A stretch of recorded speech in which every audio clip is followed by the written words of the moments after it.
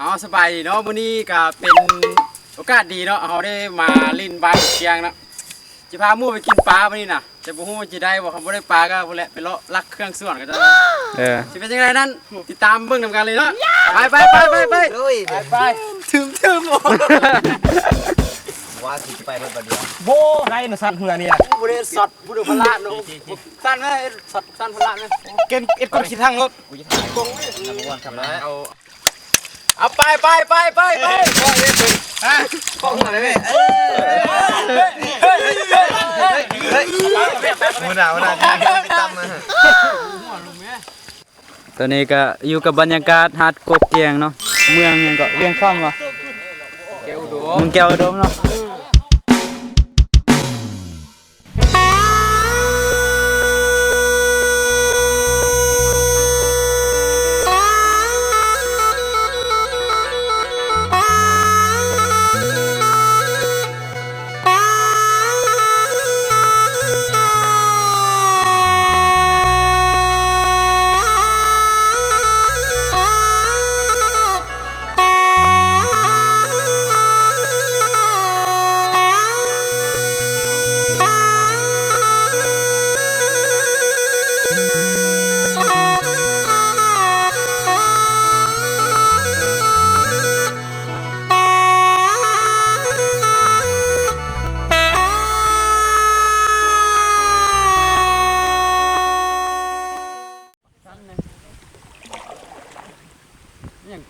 ปลาว่ะ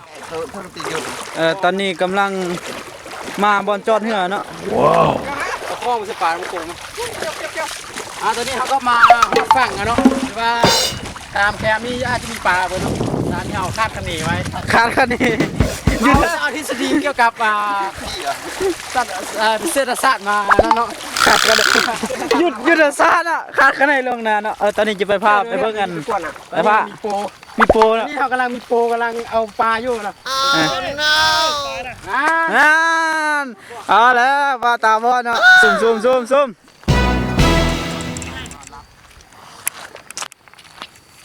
ตอนนี้ก็ได้ปลาเนาะโซ่เด้ตอนนี้ก็มีโปมานำเนาะโอเคเยอะขับจีโมบายปลากล้ามคุณเสือปลาเนาะนี่ปลาอันนี้มาแต่มือปั๊บมาแต่เกี่ยวกู้เนาะเกี่ยวกู้นั่นนี่เนาะอันนี้สหพันธ์อันเจ้าภาพเนาะอันนี้เนาะซีวอนกกเกียงแก้วอุดมแก้หนาวจะน้อยด้วยอันนี้แม่นมาเตะปักไล่อะมันปักสันเนาะปักสันเนาะมันเนาะมากวงไกเนาะอันนี้กำลังทูเตะสิปิงปลาเนาะแม่นบ่ล่ะแม่นเอาปลาจับปลานะ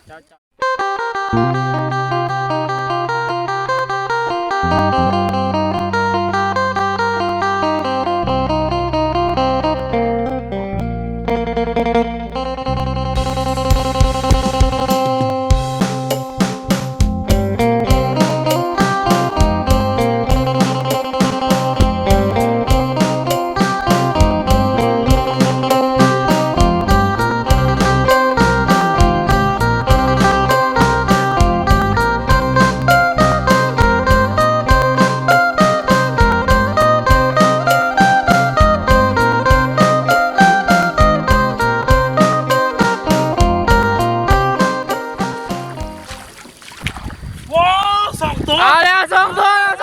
ครับแล้วปลาตาบอดเอาเบิ้งพี่น้องมาเบิ้งเด้อปลาวะบอดเด้ปลาแซ่บเลยดิเด้โอ้ปลาเป่าอะไรตัวนี้บ่ได้กุ้งกินเหล้า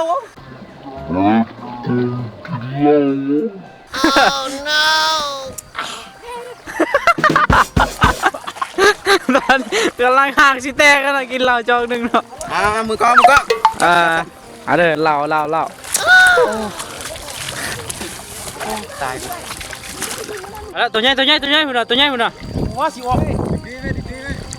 มา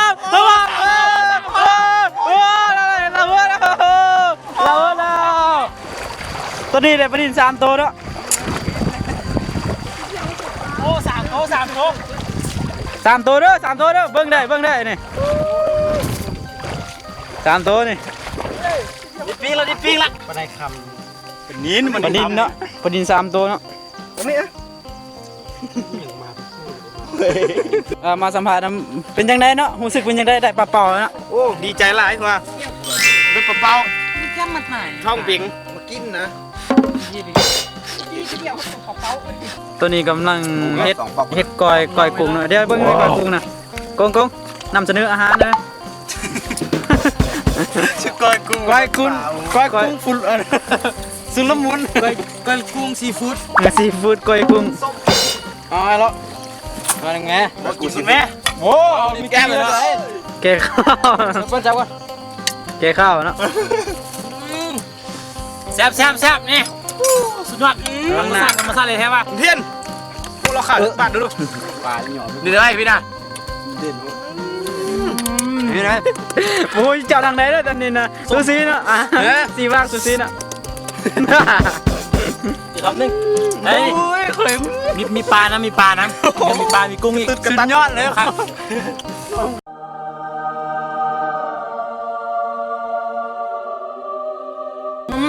สลมุนครับ ธรรมศาสตร์พี่น้องเอ้ยธรรมศาสตร์นะ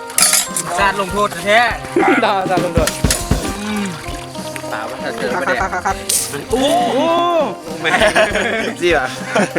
เปล่าที่น้ำมันด้วยมาเลยไอ้ล็อก เตรียมบอกไทย ตอนนี้ก็หอดเวลาประมาณ12 โมงเนาะ ห้อง42 โมง 1 โมง 1 โมงเนาะ เฮ็ดดังไฟกินปลากินอันนี้อยู่กับเป๊ปเนาะไซประสิทธิ์อันนี้กาวี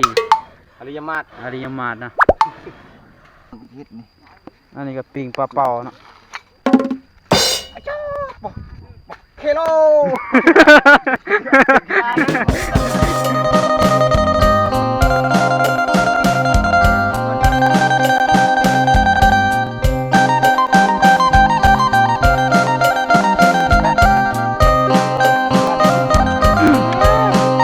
เปิดปลาเลยมาดิ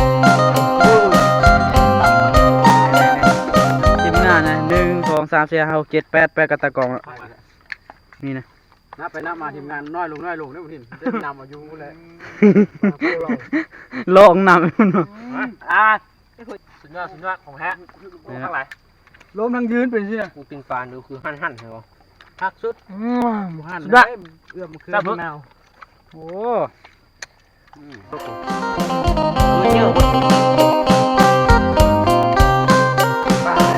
อะไรครับ เรียบร้อยครับ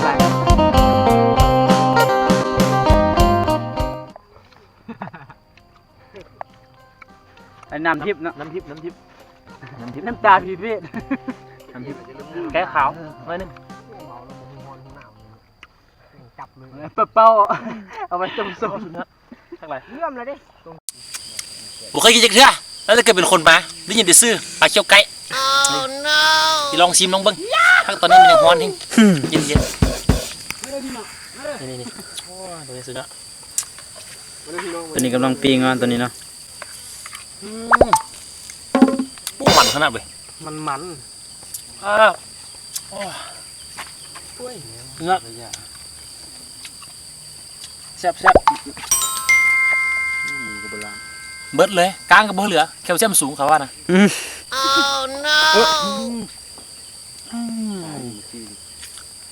จก รู้สึกเป็นจังไดเนาะเจ้าภาพมาเนี่ย บุสุกว่าหัวมัน รู้สึกเป็นจังไดเนาะวันมานี่ เมานิด2เจาะละ มานี่ โอ้ย มาเด้อพี่น้องมาเด้อ ดูนะ อันนี้เนาะสหพันธ์เจ้าภาพเนาะมากับซิวอนคือซิวอนที่พามาเนาะก็ขอขอบใจที่พาหมู่เพื่อนมาจามเนาะ